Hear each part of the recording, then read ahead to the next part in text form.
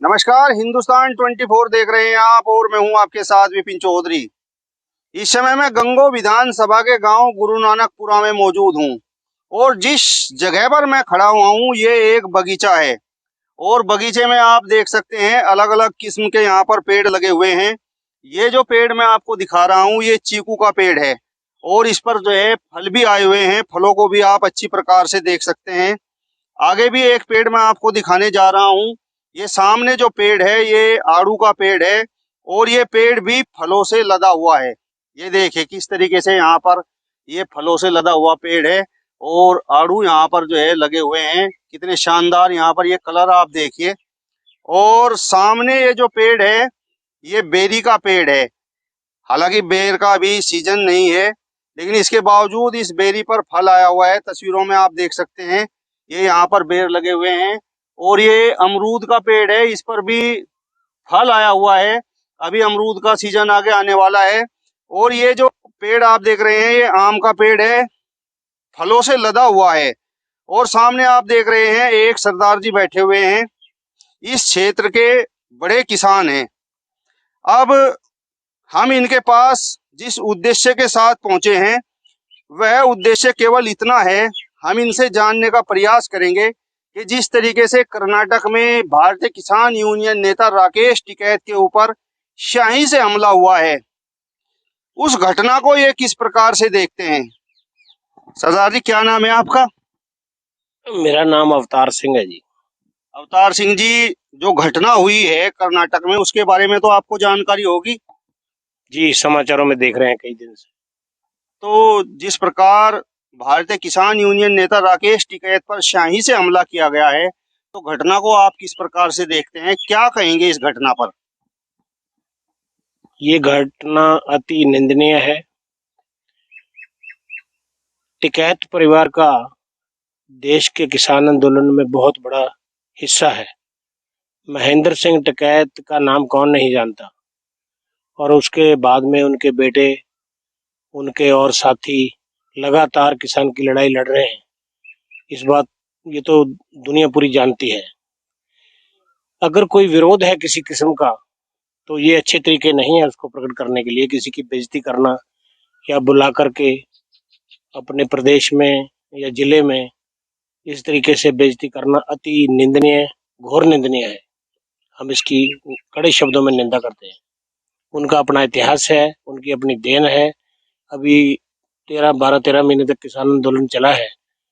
जिस तरीके से टर्निंग पॉइंट पे किसान आंदोलन चला गया था उसमें किसान आंदोलन में राकेश टिकैत जी का जो रोल रहा और उन्होंने जब तक आंदोलन का कोई परिणाम नहीं निकला ठोस, तब तक उन्होंने अपने गांव का पानी नहीं पिया। ये बातें भूली नहीं जा सकती। लगातार घर छोड़ा उन्होंने, कितनी दुनिया उनके पीछे गई और बहुत बड़ा त्याग है।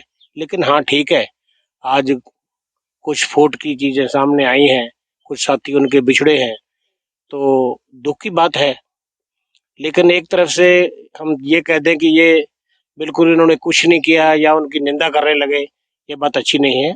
हर आदमी का समाज के लिए सेवा करने का अपना तरीका होता है। ऐसा नहीं होना चाहिए जो हुआ है। आपने भी बताया कि टिकैत परिवार का किसान आंदोलन में बड़ा योगदान रहा। 13-14 महीने वो धरने पर बैठे रहे। तो क्या लगता है कि जिस प्रकार का व्यक्तित्व राकेश टिकैत का है तो क्या दूसरे प्रदेश में उनका किसी प्रकार का कोई दुश्मन हो सकता है? जिस प्रकार से पहले माइक से हमला किया गया उसके बाद उनके चेहरे पर स्याही फेंकी गई, मतलब राजनीति है या वास्तव में किसी की दुश्मनी है, क्या लगता है आपको? निश्चित तौर पे चाहे राजनीतिक है चाहे निजी तौर पे है, ये बदलाखोरी है, इसमें कोई शक नहीं है। वो किसने करवाया है, क्यों करवाया है, ये तो एक जांच का विषय है, लेकिन बदलाखोरी अवश्य है। राकेश टिकैत ने घटना के बाद लोकल पुलिस पर वहां पर निशाना साधा है और कहा है कि लोकल पुलिस की यहाँ पर बड़ी चूक रही है, हमें सुरक्षा प्रदान करने की जिम्मेदारी लोकल पुलिस की थी। बिल्कुल है। वो एक वर्ल्ड फेमस किसान लीडर है। किसी को एकदम बिल्कुल कहने से कुछ नहीं होता, दुनिया उनको जानती है। और पूरे देश में उन्होंने भ्रमण किया है किसानों के लिए, जगह जगह जगह किसान उनके नाम पे जुड़ता है। तो इस तरीके से अपमान करना बहुत ही निंदनीय है, हम उसकी घोर शब्दों में निंदा करते हैं। और पुलिस की ड्यूटी बनती थी कि अगर वो जा रहे थे वहां पे, तो उनकी सुरक्षा व्यवस्था का ध्यान रखना चाहिए था। कर्नाटक में भारतीय जनता पार्टी की सरकार है।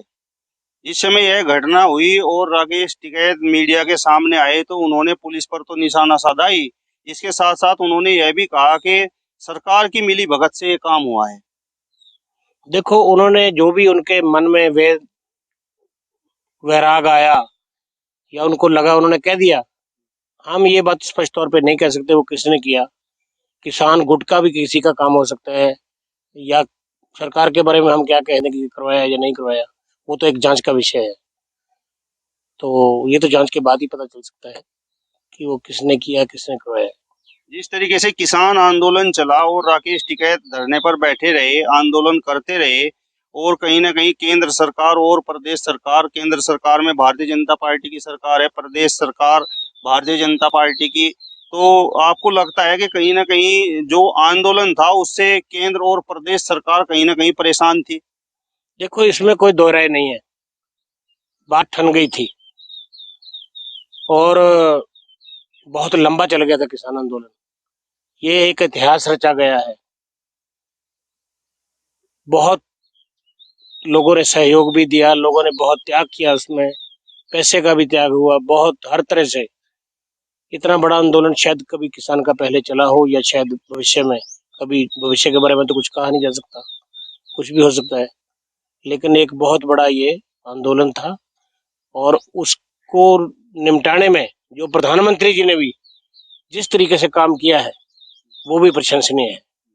आखिर में अपने देश की सुरक्षा व्यवस्था को देखते हुए एक बात की मैं प्रशंसा करूंगा, अपने जो मैं मन की बात कहूंगा, मैं किसी से वो नहीं कि मैं दब के बात करूं। प्रधानमंत्री जी ने किसान के बारे में टकराव नहीं चाहा। हालांकि भाजपा के आदमियों के साथ बहुत जगह जातियां हुई, जगह जगह लोगों ने उनके कहीं कपड़े फाड़ और बहुत कुछ हुआ, लेकिन मैं समझता हूं इन्होंने संयम से काम लिया और आखिर में तीनों कानून वापस लेना इस तरीके से, ये भी एक प्रशंसनीय काम है और देश के भले के लिए उन्होंने किया और बहुत ही बुद्धिमता ये निर्णय लिया उन्होंने। मैं ये बात मेरे मन की अपनी बात है।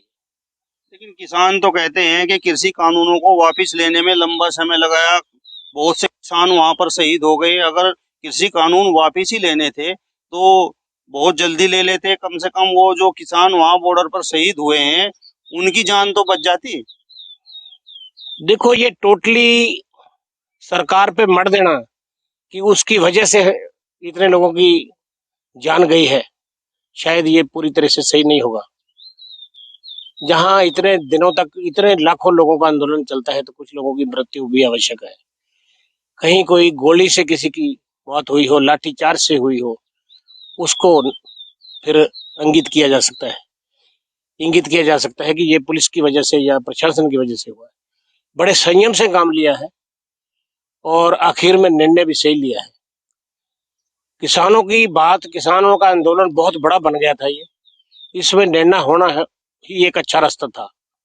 वरना अगर किसान वहां से खाली उठते तो शायद देश में शांति व्यवस्था पे, कानून व्यवस्था पे फर्क पड़ता, ये मेरा मानना है।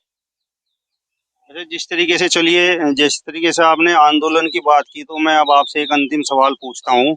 जिस तरीके से 3 कृषि कानून सरकार लेकर आई थी, तो कहीं ना कहीं आपने भी उन कृषि कानूनों का अध्ययन किया होगा, तो आपको क्या लगता है कृषि कानून किसानों के हक में थे या किसानों को किसी प्रकार का उनसे नुकसान था? इसके बारे में निश्चित तौर पे अभी कुछ कहना जल्दबाजी होगी, लेकिन जो किसान संगठन थे, पंजाब से आंदोलन शुरू हुआ था, उनको ऐसा लग रहा था, एक नहीं करीब 34 संगठन थे, कि ये हमारे फायदे के नहीं है। तो मैं तो यही कहूंगा कि उन्होंने कुछ सोच के फैसला लिया होगा। लेकिन इसमें यह भी नहीं कहा जा सकता कि कुछ राजनीति भी घुसी हुई थी, कुछ ऐसे लोग भी थे कि जो इस आंदोलन को ज्यादा भड़काना चाहते थे। लेकिन संयम रखा किसान नेताओं ने भी और सरकार ने भी।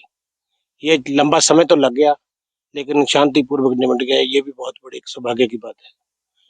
जो कुछ वहां पे घटनाएं जो निंदनीय हुई है, उसका भी अफसोस है कि वो भी नहीं होनी चाहिए थी। चलिए, तो ये थे हमारे साथ में सरदार अवतार सिंह जी, जिनका कहना है कि कर्नाटक में भारतीय किसान यूनियन नेता राकेश टिकैत के साथ जिस प्रकार की घटना हुई है वो बेहद निंदनीय है। इस प्रकार की घटनाएं एक तरह से भेदभाव पैदा करने का काम करती हैं और कहीं ना कहीं आपस में टकराव पैदा करने का काम करती हैं। फिलहाल इस वीडियो में बस इतना ही। नमस्कार।